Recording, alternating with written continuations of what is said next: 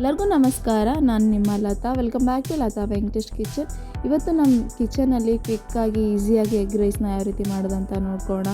ಈ ವೆದರ್ಗಂತೂ ತುಂಬ ಚೆನ್ನಾಗಿರುತ್ತೆ. ಹಾಗಾದರೆ ಹೇಗೆ ಮಾಡೋದಂತ ನೋಡೋಣ ಬನ್ನಿ. ಯಾರಾದರೂ ಹೊಸದಾಗಿ ನೋಡ್ತಾ ಇದ್ದೀನಿ ನನ್ನ ಚಾನಲ್ನ, ಪ್ಲೀಸ್ ಸಬ್ಸ್ಕ್ರೈಬ್ ಮಾಡ್ಕೊಳ್ಳಿ, ಶೇರ್ ಮಾಡ್ಕೊಳ್ಳಿ. ಮೊದಲು ಈ ಎಗ್ ರೈಸ್ ಮಾಡ್ಕೊಳ್ಳೋದಕ್ಕೆ ಗ್ಯಾಸ್ ಸ್ಟವ್ ಮೇಲೆ ಒಂದು ಕಡಾಯಿ ಇಟ್ಟಿದ್ದೀನಿ. ಅದಕ್ಕೆ ಒಂದು ಸ್ವಲ್ಪ ಬಿಸಿ ಆದ ನಂತರ ಒಂದು 4 ಟೇಬಲ್ ಸ್ಪೂನ್ ಆಗೋಷ್ಟು ಕುಕ್ಕಿಂಗ್ ಆಯಿಲ್ ಸೇರಿಸಿದ್ದೀನಿ.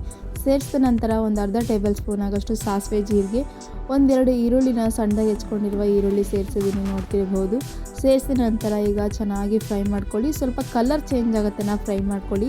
ಈರುಳ್ಳಿ ಸೇರಿಸೋದ್ರಿಂದ ಸ್ವಲ್ಪ ಫ್ರೈ ಆಗಿ ಇರೋದ್ರಿಂದ ಟೇಸ್ಟ್ ತುಂಬ ಚೆನ್ನಾಗಿ ಬರುತ್ತೆ. ಹಾಗಾಗಿ ಒಬ್ಬರು ಸ್ವೀಟ್ ಆಗಿರುತ್ತೆ ಈರುಳ್ಳಿ ಸೇರಿಸೋದ್ರಿಂದ ಅಂತ ಅಂದ್ಕೊತಾರೆ, ಬಟ್ ಆ ಥರ ಏನಾಗೋದಿಲ್ಲ. ಟೇಸ್ಟ್ ಅಂತೂ ತುಂಬ ಚೆನ್ನಾಗಿ ಬರುತ್ತೆ. ಈಗ ನೋಡ್ತಿರ್ಬೋದು ಸ್ವಲ್ಪ ಈರುಳ್ಳಿ ಕಲರ್ ಚೇಂಜ್ ಆಗ್ತಾ ಬರ್ತಾ ಇದೆ. ಇದಕ್ಕೆ ಒಂದು ಸ್ವಲ್ಪ ನಾನು ಕರಿಬೇವು ಸೇರಿಸ್ತಾ ಇದ್ದೀನಿ. ಇದಕ್ಕೆ ಒಂದು 4 ಮೆಣಸಿನ್ಕಾಯಿ ಸೇರಿಸ್ತಾ ಇದ್ದೀನಿ, ಹಸಿ ಮೆಣಸಿನ್ಕಾಯಿ. ನೋಡ್ಕೊಳ್ಳಿ, ನೀವು ಖಾರ ಜಾಸ್ತಿ ತಿಂತೀರಾ ಅಂತಂದರೆ ಒಂದು ಸ್ವಲ್ಪ ಜಾಸ್ತಿನೇ ಹಾಕ್ಕೊಳ್ಳಿ.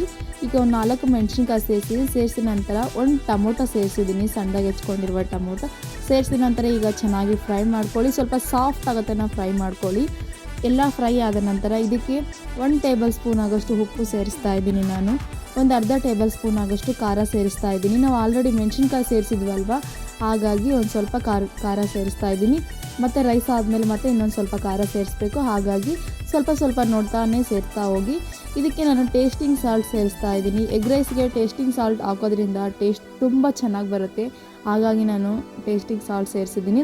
ನಿಮ್ಮ ಹತ್ರ ಇಲ್ಲ ಅಂದರೆ ಸ್ಕಿಪ್ ಮಾಡ್ಕೊಳ್ಳಿ. ಈಗ ಸೇರಿಸಿದ ನಂತರ ಇದಕ್ಕೆ ಒಂದು ಇಬ್ಬರಿಗಾಗಷ್ಟು ಎಗ್ ರೈಸ್ ಮಾಡ್ತಾಯಿದ್ದೀನಿ ನಾನು ಇವತ್ತು, ಹಾಗಾಗಿ ಒಂದು 3 ಎಗ್ಸ್ನ ಸೇರಿಸ್ತಾ ಇದ್ದೀನಿ. ಈಗ ಎಗ್ಸ್ನೆಲ್ಲ ಚೆನ್ನಾಗಿ ಹೊಡೆದು ಸೇರಿಸಿದ ನಂತರ ಐ ಫ್ಲೇಮಲ್ಲಿ ಇಟ್ಕೊಂಡು ಸ್ವಲ್ಪ ಫ್ರೈ ಮಾಡ್ಕೊಳ್ಳಿ. ಲೋ ಫ್ಲೇಮಲ್ಲಿ ಇಡೋಕ್ಕೆ ಹೋಗಬೇಡಿ, ಯಾಕಂದರೆ ಐ ಫ್ಲೇಮಲ್ಲಿ ಇಟ್ಟರೆ ಸ್ವಲ್ಪ ಎಗ್ ಚೆನ್ನಾಗಿ ಬೇಗ ಅದು ಸ್ಟೀಮ್ ಆಗಿಬಿಡುತ್ತೆ. ಹಾಗಾಗಿ ಈಗ ನೋಡ್ತಿರ್ಬೋದು ನಾನು ಸ್ಲೋ ಆಗಿ ಮಿಕ್ಸ್ ಮಾಡ್ತಾಯಿದ್ದೀನಿ. ಕಂಟಿನ್ಯೂಸ್ ಆಗಿ ಮಿಕ್ಸ್ ಮಾಡೋಕ್ಕೆ ಹೋಗಬೇಡಿ, ಮತ್ತು ಎಗ್ ಪೀಸ್ಗೂ ತುಂಬ ಚಿಕ್ಕದಾಗಿ ಆಗಿಬಿಡುತ್ತೆ, ಮತ್ತು ಟೇಸ್ಟ್ ಚೆನ್ನಾಗಿ ಬರಲ್ಲ. ಹಾಗಾಗಿ ಈಗ ನೋಡ್ತಿರ್ಬೋದು ನಾನು ಯಾವ ಥರ ಮಿಕ್ಸ್ ಮಾಡ್ತಾಯಿದ್ದೀನೋ ಸೇಮ್ ಇದೇ ಥರ ಮಿಕ್ಸ್ ಮಾಡ್ಕೊಳ್ಳಿ.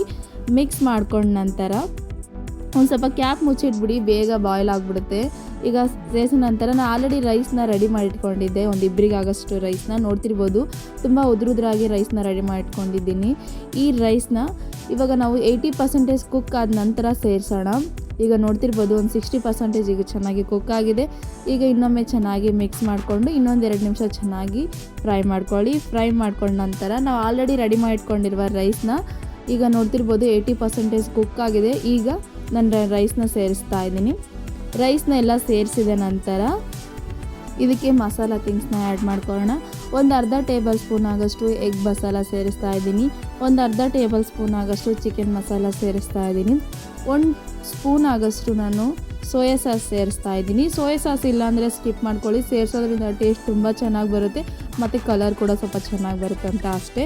ಇದಕ್ಕೆ ಒಂದು ಅರ್ಧ ಟೇಬಲ್ ಸ್ಪೂನ್ ಆಗೋಷ್ಟು ನಾನು ಅಚ್ಚ ಖಾರದ ಪುಡಿ ಕೂಡ ಸೇರಿಸ್ತಾ ಇದ್ದೀನಿ. ಒಂದು ಸ್ವಲ್ಪ ಕೊತ್ತಂಬರಿ ಸೇರಿಸಿ ಈಗ ಇನ್ನೊಮ್ಮೆ ಚೆನ್ನಾಗಿ ಮಿಕ್ಸ್ ಮಾಡ್ಕೊಳ್ಳಿ. ಮಿಕ್ಸ್ ಮಾಡ್ಕೊಂಡ ನಂತರ ಒಂದು 2ರಿಂದ 3 ನಿಮಿಷ ಚೆನ್ನಾಗಿ ಫ್ರೈ ಮಾಡ್ಕೊಳ್ಳಿ, ಯಾಕಂದರೆ ಮಸಾಲ ಅಚ್ಚ ಖಾರದ ಪುಡಿ ಸೇರಿಸಿದ್ವಲ್ವ, ಹಾಗಾಗಿ ಈಗ ಒಂದು 2ರಿಂದ 3 ನಿಮಿಷ ಚೆನ್ನಾಗಿ ಫ್ರೈ ಆದ ನಂತರ ನಾನು ನೋಡ್ತಾ ಇರ್ಬೋದು ಎಷ್ಟು ಪರ್ಫೆಕ್ಟಾಗಿ ರೆಡಿ ಆಗಿದೆ. ಹೋಗಿನ ಪ್ಲೇಟ್ಗೆ ನಾವೀಗ ಸರ್ವ್ ಮಾಡ್ಕೊಳ್ಳೋಣ. ಈಗ ಪರ್ಫೆಕ್ಟಾಗಿರೋ ಎಗ್ ರೈಸ್ ರೆಡಿಯಾಗಿದೆ.